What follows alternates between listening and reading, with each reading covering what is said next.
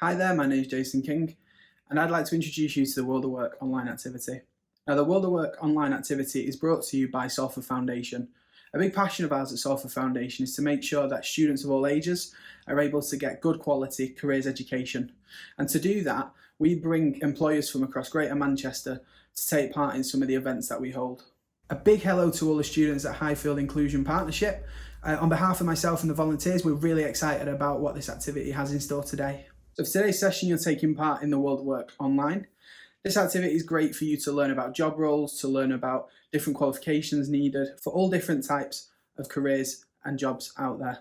To do this activity today, what we're going to do is we're going to introduce you to 4 different volunteers. These guys have put in lots of time and effort to bring you some content so that you can learn a little bit about the jobs that are available, think about some of the day-to-day roles, and think about some of the activities that you might take part in if you had one of these jobs.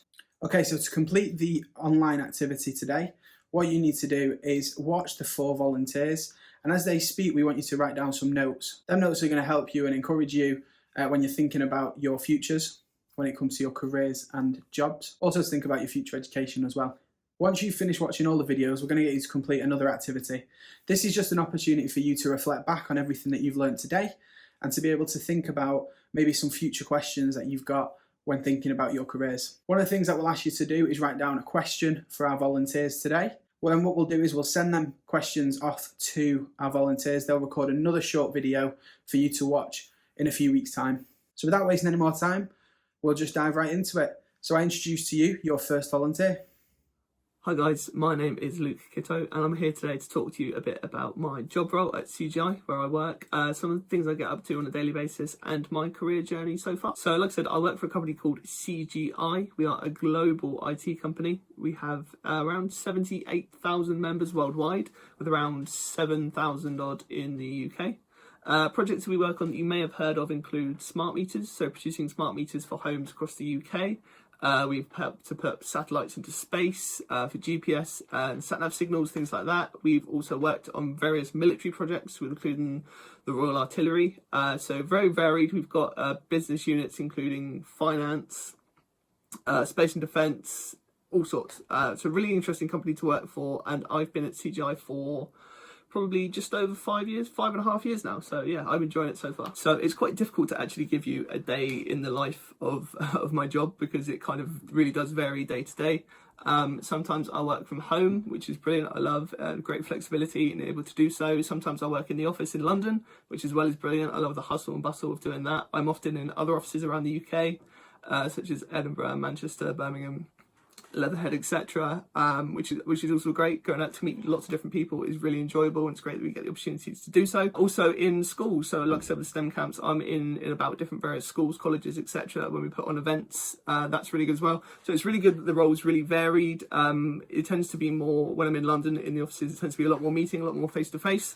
So meetings that are really good, and when I'm from home it tends to be where I do the bulk of my actual work, and then when I'm in sort of school and colleges, is like I say, it's when we're doing the events. So it's good that the job's really varied, get to meet lots of different people, and yeah, I really enjoy it. So how did I get into this career?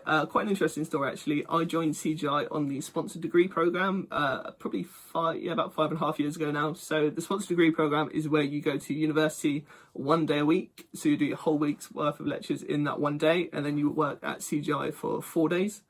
So quite intense, but then in holidays such as over the summer and Easter and Christmas, etc., you'll work full time, and at the end of the 3 years, once you've got your degree, all paid for, fully funded, books and everything by CGI, it's brilliant, really recommend it. You then are a fully fledged CGI member, so then you'll go to work in 5 days a week. So CGI were really supportive throughout the scheme. It was really good. I really enjoyed it. It was, it's a lot of work having to balance a degree, but then your time management skills, your interpersonal skills, and your relationship management, that kind of thing, really does develop throughout the program. So yeah, I joined that 5.5 years ago. So I've been full time for about 2.5 years now. I've worked in a variety of offices around the UK. I've been based out of Leatherhead in London and in Reading. Currently I'm based out of London, but like I say, I do work from home quite a bit as well. So when I started at CGI, I was in what's called the project management office. So I was a PMO. So this is a lot of admin, a lot of spreadsheets, a lot of sort of detailed day-to-day sort of run-of-the-mill stuff. I was PMO on smart metering in Leatherhead for about a year, maybe just over a year. And then I joined SDI to work in some space programmers. so that was really good. I got to work in Prague in the Czech Republic, and I also lived in Paris for a year working with various different agencies. That was fantastic. Absolutely loved that. That was for about 2.5, 3 years. Then I'll come back. I'm working internally, working for the CSR team. Totally different to being out on client site, but I absolutely love it. All the job roles I've had has been very much face to face, a lot of client interaction, a lot of relationship management as well. Working with clients and being busy day to day, very sort of using my social skills is something that I've really enjoyed doing. So I'd probably say that the highlight of my career has been getting to travel. I really enjoy traveling, both inside and outside of work. Getting to go to, I've probably been to about 15, 16 different CGI offices in around the UK, some in Europe as well. It's been really good. Getting to travel, living out in France as well was brilliant. Getting to meet some of the PSG players when I was living in Saint-Germain was brilliant as well. So I'd say probably traveling, getting to meet new people and kind of the variation of the work's been really, really good, and that's what I've enjoyed the most. So have I had any other jobs? Apart from my paper round when I was about 16, 17, no. So I've been at CGI for all of my real sort of adult working life. But it's been so varied and being able to work in many different areas, many different job roles. It's felt like doing different jobs, but it's been so good being able to work, like I said, with different people, different job roles, and being able to have that varied work life over the years. It's felt like I've been in many different jobs, but all in the same company. So that's been really good. So what skills do you need to do my job? I think with CSR, you're constantly meeting lots of different people. You're responsible for lots of different relationships, maintaining internally, relationships with clients, with local sort of community stakeholders. So you have to be very good at good socially, good speaking to people. You have to be able to manage relationships very well. You have to be organised. You have to be very on the ball and have everything ready to go all the time. It's very important. But I also think you have to genuinely enjoy what you do. You have to have a passion for the community and for giving something back. I think that's really important in that you want to, those less fortunate and those as well that we can benefit as a company who are very fortunate position to be able to do so. I think it's really important that we have to give back as well. So I first found out about CSR when I was at university. So as part of my sponsored degree, I covered a module about CSR. So this sparked my interest internally in my job as well as at university. So it's something that I wouldn't know, but I'd go on and actually work in CSR approximately 2 years after I studied it. So I got to build the relationships internally, which is really good. I'd recommend anyone, sort of the advice if you want to get into CSR is you have to be very sociable. You have to really care about your communities. You have to be able to work with a variety of different types of people. So stakeholder management is really key. You're working with different types of people, whether it's being other businesses, clients, members, schools, etc. You really have to be able to work with a variety of different people and have that real passion for the communities in which you're working. Is there lots of variety in my job? I'd say there is. So like I say, meeting and working with all sorts of different people from all walks of life, from different countries all around the world is absolutely brilliant. It's something I really enjoy. I do a lot of work, like I said, with STEM, some CSR, communications and social media and things like that, meeting different people. There's no 2 days really that are the same. Everything's different, all sorts of different types of work coming in all the time. So it's really varied and really enjoyable. I really enjoy it. I'd say the most rewarding part of my job is giving back to communities, whether this be through STEM camp programs in schools, doing mock interviews and that kind of thing, and seeing the real difference that you can make with children who may not know what they wanted to do in terms of a career. You could have a chat with a kid for 10, 15 minutes and it can completely flip their cycle of their ways of thinking. They could say, oh, well, I'm going to now apply for a sponsored degree, an apprenticeship, something like that. So being able to pass on your experience and the sort of things you've learned in life to people that will once you're in that same situation as well, that's really rewarding. So that was a brief summary of my job role, some of the things I get up to and some of my brief experience. Thank you for listening and I hope you enjoyed. Fantastic. So you've completed the first video. Hopefully you've been able to take a little bit of something away there from our volunteer. What I'm going to do now is I'm going to introduce you to our second volunteer. So make sure you take notes throughout and I'll check back in with you shortly. Hi, my name is Kai and I work for the Co-op in Manchester.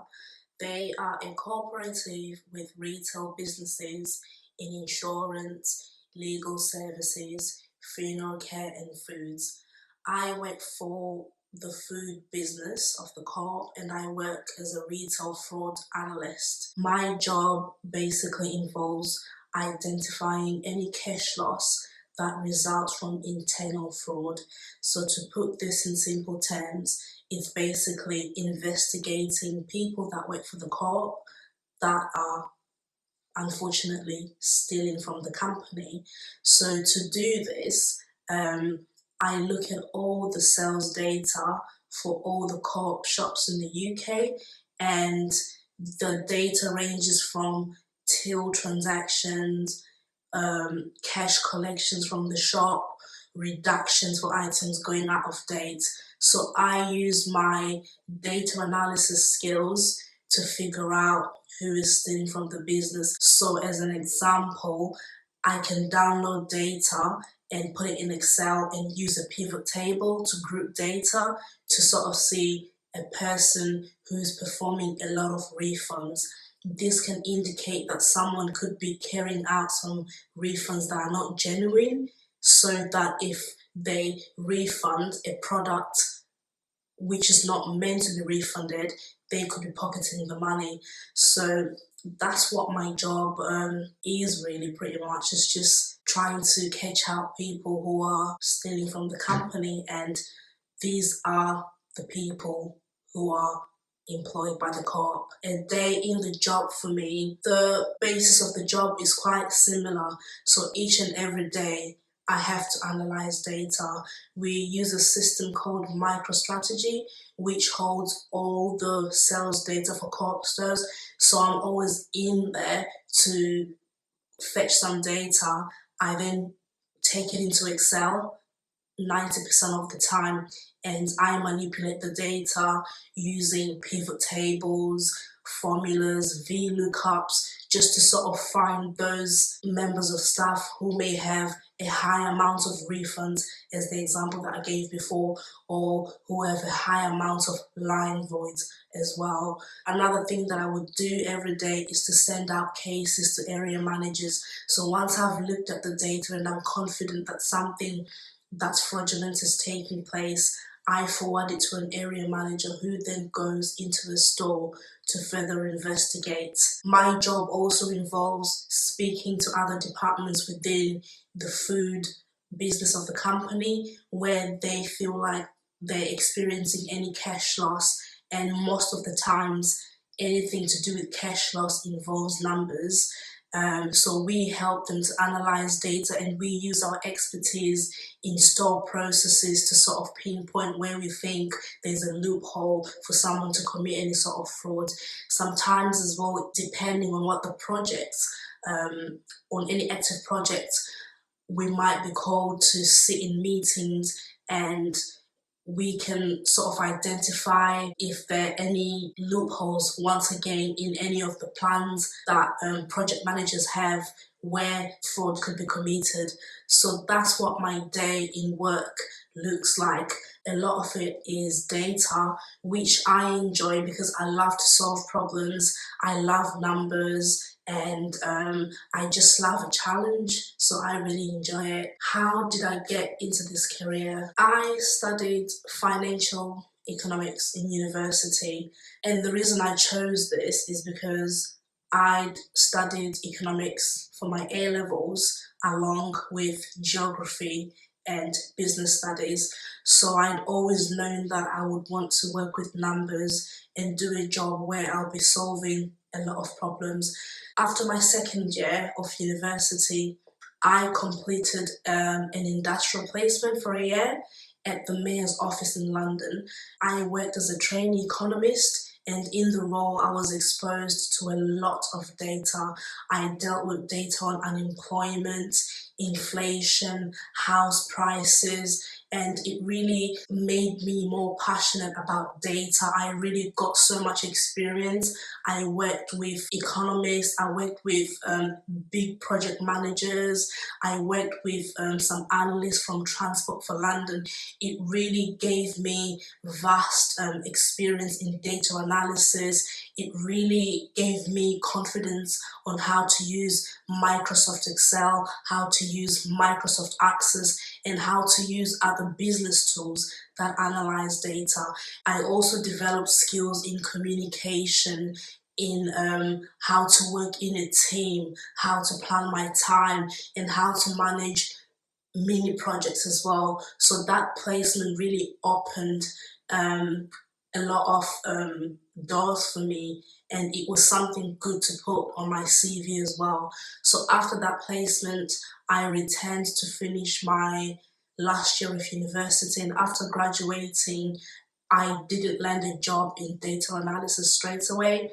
I did some jobs that were admin. It really helped me as well just to build my confidence in a professional setting, to build my communication skills, how to work with people from all walks of life. I joined Co-op 5 years ago, and I joined working in the human resources department. I was a data analyst, and my job involved analyzing data for sickness, labor turnover. That's the amount of people that are leaving the business. It was really a job where I was dealing with human resource issues, but it was more of analyzing, and the data that we analyzed in my team, the managers would use them to set policies and to see how they would basically just govern the whole of HR and other wider areas as well. I moved into my current role 2 years ago. I'm enjoying it. I believe I would want to be doing it for the next 2 to 4 years. And I believe that all the little jobs that I did after uni, and I also volunteered as well. I didn't mention after uni, when I couldn't get a job, I think I volunteered for 2 months with a charity company. All those things that I did, I believe they've equipped me to be where I am, and I'm just grateful. And that's it from me. Fantastic. So we're halfway through. You've been able to see 2 volunteers up to now talk about some of the kind of activities they get up to day day within their job. They've been able to share a little bit about their roles. Hopefully it has been useful. As we continue throughout this activity, make sure that you continue to write those notes to help you remember some of the key comments that were said throughout. When we get to the end of the session, when you complete that second activity, your notes will be really useful, so make sure you're using them. Okay, so what we'll do now is set you off with our third volunteer. Hi guys, I'm Alex McCann from Manchester-based social media company Altrincham HQ. As the name suggests, we're based in Altrincham, which is based in South Manchester, and we offer social media training and social media management, which means we do the social media for businesses. What is my job title? Well, I own the company, so I guess owner, director, marketer. I have many job titles, but that's essentially, I call myself owner. I don't call myself an entrepreneur. I don't think social media marketing in 2020 is particularly entrepreneurial, although it helps lots of businesses. What's my job role in 3 points? Well, my job role is on social media training to turn businesses from okay to great. My job role on social media marketing or management is to deliver a return on investment for that business, i.e. to get customers through doors. And the third part of what we do is the community side. We like to help Altrincham-based businesses thrive. My average day, well, there isn't really an average day in social media marketing. I would say every day is different because we have so many varied clients. But I guess if I had to sort of pinpoint what I do on an average day, it's getting up quite early. It's getting up about 7 o'clock in the morning. I then go onto Twitter first thing to check what's happening in the news and what's happening in the world, because what's happening in the world can impact on the type of content that we're pushing out and marketing for clients that day. Then I would traditionally hit the gym around 8 o'clock. While I'm in the gym, I would listen to, say, a marketing podcast or something educational. So I'm exercising both my body and my brain. I then would come back from the gym and would do what we call client engagement, which is responding and talking to people on social media on our clients' behalf to enable them to build stronger relationships with those businesses. Then what I would traditionally do after that is maybe do a training session with a client that would last about 3.5 hours. That's quite in depth. So we're doing that, then it's coming back for more engagement, and the afternoon tends to be what I would call content creation. So it might be writing a blog, it might be creating some graphics, it might be doing some videos, it might be recording a podcast. They always say in marketing, content is king, so we generally do something new in terms of content production every day. And then I do work in the evenings as well. So my evening would be traditionally scheduling some of our clients' updates for later in the week. We use software for that. So it might mean 2 or 3 hours dipping in and out of each client's account. And we work with varied businesses from suited professional services through to restaurants and retailers and charities and tradesmen. But we have to take on different sort of heads, different voices, and different messages. So we spend about 2 or 3 hours in the evening scheduling updates for clients. Not necessarily an average day, but that is what we would typically do throughout most days. And the order of that might be radically different depending on what's in our schedule. How did I get into social media marketing? Because I guess you want to know, how does someone get paid to spend their life on a computer, on their phone, doing what you do every day? I used to work I've always studied marketing, basically. I used to be a journalist, a music journalist, so I used to interview rock and roll bands like My Chemical Romance and Paramore and Panic at the Disco and Muse and so on. So I learned the art of a good story during my journalism career. I also ran an events company before this. So I learned the art of social media in the very, very early days of social media, in the MySpace days. I always knew marketing. I always studied marketing. I always used it to promote what I was passionate about. My biggest sort of awakening call for social media marketing specifically was I was managing a young band at the time, and the band were going through those sort of musical changes that you get to when you reach about the age of 16. And one of the dads simply said to me, you should do social media marketing for businesses rather than rock and roll bands, because bands split up and businesses are generally around for the long term. So that sort of idea sat around in my head for about maybe 1 or 2 years. And I simply set up an account called, which is the business name now, Altrincham HQ, to talk about what was going on in my hometown of Altrincham. I was sort of sick and tired of businesses opening, sending a press release to the local newspaper, and the local newspaper taking about 6 weeks to print it. I thought, I've kind of got a device in my pocket called a phone, and I can promote the news real time. And because I did that, businesses wanted to know how to grow an audience, how to get the message out there, how to communicate using social media. So I kind of fell into it by accident partly, but I think that's the great thing about life, is you can do something you're passionate about, and somehow through the world of magic and positive thoughts, great things happen. So that's all a positive spin. I guess you also want to know, are there any disadvantages to the job? As you saw sort of when I talked about what I do in an average day, it's a very long day. There is no switch off point in social media. So you have to be prepared to work really long hours. I think that's why people talk about the mental health issues partly of social media, and particularly those that work in marketing.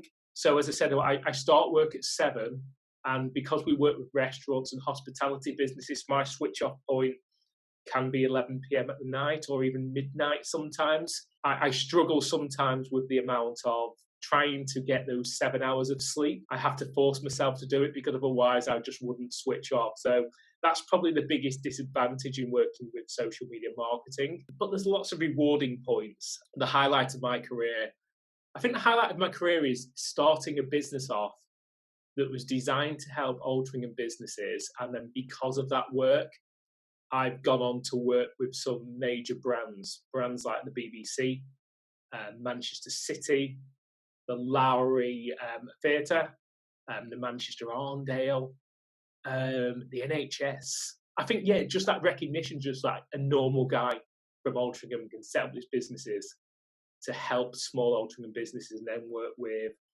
international brands is really powerful. And that's kind of like, does my job allow me to travel? It does. I went to Ireland for the first time with work. I went to Scotland for the first time with work. I regularly work in London. I've worked in Liverpool, Cambridge, all across the UK, and I never imagined that. I really, really love it when I travel and I get to stay over and actually see a little bit of the town or the city that I'm staying in. The downside is sometimes when you travel, sometimes it literally is just a train journey down to the city, taxi to the business, taxi back to the train station, back home. And again, that fits into the really long days. social media marketing. I've been 10 years doing this. I wouldn't change it for the world. It's still as exciting as when I first started it, because the great thing about social media is it never stays still. Even while I'm recording this in lockdown, the social media companies have announced changes, different features, and that keeps you on your toes. And I think that's the great thing about doing a job like this is I will never be doing what I'm doing now in 6 months' time, a year's time, 10 years' time, because it changes, and that's exciting. So if you're looking to do a job that's got variety, exciting, and keeps you on your toes, you're always learning, social media marketing is definitely a job to do. Thank you. I've been Alex McCann from Ultimate HQ, and you're going to hear more about my business on ultimatehq.co.uk. A big thank you to our third volunteer there. One of the things I'd like to just mention at this point is that all jobs have different routes. You're able to get into employment through different means. You can use education, you can use apprenticeship schemes and internships. You can also get in the business early without any formal education. But just keep in mind there are lots of different options out there. Without further ado, I'll introduce our fourth and final volunteer, who's going to share just a little bit more about themselves. I'm Danielle Black, and I work for Peel Land and Property, and I'm based at Media City UK in Salford. Peel Land and Property is an asset management company that owns and looks after a huge property portfolio. The company focuses on the regeneration of areas, creating places to live, work and entertain. One of those places is Media City UK, which was created on a disused land site and is now Europe's leading creative, tech and digital hub. And this is where I'm fortunate enough to work from each day as a senior management accountant. My job role in 3 bullet points would be managing people, producing the account, providing lots of analysis. A day in my job consists of reviewing costs and income that have been entered into the accounting software by the transactional team, managing my team and having discussions with my manager or other department staff regarding accounting queries, transactions, or processes. When I was younger, I wanted to be a pop star, but failing that, my backup plan was to become an accountant. Very different, I know. I had a family member that had a very nice car, and my mum told me that he was an accountant, so I decided that was exactly what I wanted to do, and here I am. My accounting career became a reality after I committed myself to years of hard studying alongside gaining experience of the workplace. At 18, I worked full-time as an accounts clerk whilst going to night school twice a week for 3 years. Following this, I began to study for my chartered accountancy qualifications, and I passed out a few years later, again whilst working full-time. The hard studying was worth it, and I'm now in a very comfortable financial position in a respected career. I wouldn't change my path at all, and I'd recommend this path to all budding accountants. The highlight of my career so far was going to Sandhurst Military Academy on a residential management training course. The course was brilliant, and it involved learning about different behaviours and personalities of other people and how to manage that. And I was able to participate in some exciting challenges that Army cadets actually go through during their training. There was also a private presentation and Q&A with a highly ranking officer that served in the Iraq War. The whole experience was a one-in-a-lifetime opportunity. Sandhurst is a place where highly notable officers trained, for example, Winston Churchill and Prince Harry. Being selected for this training was a huge achievement for me. The course actually had limited spaces, and people management from all different departments were considered for selection, so I was very fortunate to be selected for this. A common misconception about working as an accountant is that it's a dull job and it's focused mainly on counting and cash. I think a lot of people think that banking is accounting.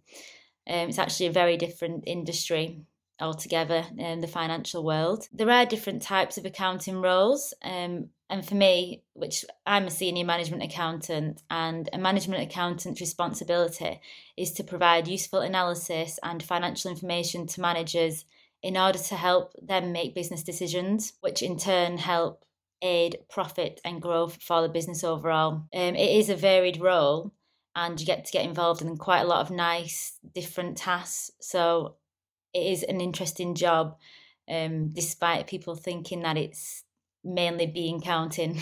Some of the skills that you would need to be a management accountant are excellent analytical and numerical skills, good communication skills, a sound business knowledge, and good attention to detail. If you do wish to manage a team yourself, then you would need to be a good leader, or at least aim to be that, which would involve being motivational and inspiring, as well as fair and firm. It's quite difficult to be a manager when you're managing people, but it's definitely something that's worth it, as you can help people develop and learn new skills that they may not have thought they was capable of. And I'd just like to say that it's very rewarding. So if you're thinking of a job as an accountant, I hope this helps, and good luck for the future. And there you have it. You've heard from all 4 of our volunteers today. Hopefully through their stories, through them sharing a little bit about themselves, some of their journeys into employment, and just a little bit about their current jobs and their careers. Hopefully that's been able to maybe inspire you or encourage you to start thinking about your own future. Maybe to think about what it is you want to do in the future once you have left school, once you've maybe been to college or done an apprenticeship. What is it that you really want to do in life after school? Thank you for taking part today. We really appreciate it, and a big thank you to all our volunteers. Hopefully you'll be able to complete that second activity sheet. This is just an opportunity for you to reflect back on everything you've learned today, and it's also going to give us a chance to find out if you've got any questions for our volunteers. So a big thank you from Salford Foundation, and a big thank you from our volunteers for taking part today, and we hope to see you soon.